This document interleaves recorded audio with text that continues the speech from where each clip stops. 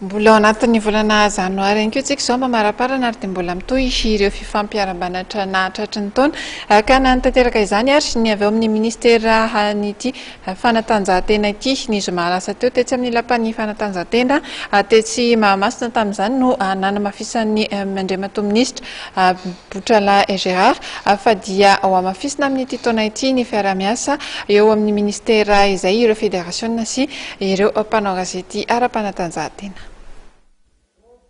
Tokotelo Mahamasina andro ny ministera ny fanatanjahantena sy ny fédération ary ny mpanao gazety ara-panatanjahantena hoy ny ministra Botrala Gérard nandritra ny lahateniny tamin'ny fampiarabana noho ny nahatratrarana ny taona 2024 ny zoma maraina teo tetsy amin'ny lapan'ny kolotsaina sy ny fanatanjahantena Mahamasina.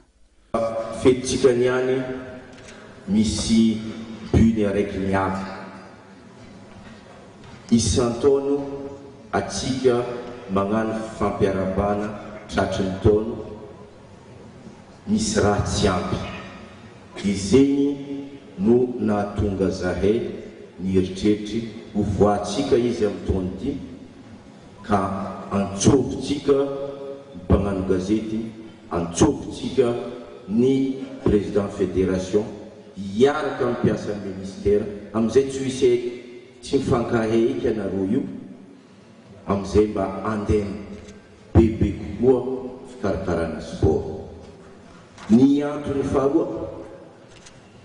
raha iresaka sport atsika dia mitodiky manokana za aminareo bénévole mikarakara fédération aminareo mpagnano gazety fa raha tsisy contribution nareo tsy mandeha le sport a Madagasikara. Na nambarako tamin'iza vao tonga ministra teto dia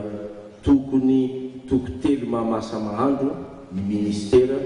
ny mpanao gazety ara-panatanjahantena ny fédération fa io elanelana misy amintsika io no tsy mampandroso ny sport amintsika eto. Mialatsiny ambarako ampanibe maso le teny nambarako andro zareo tao fa mila résultat monsieur le ministre amin'ny fotoana io ary asiaka tena asiaka raha ohatra tsy mavita an'izay détection typologique zay ny directeur anankiray any afaritra ka eto moa izy ambara ho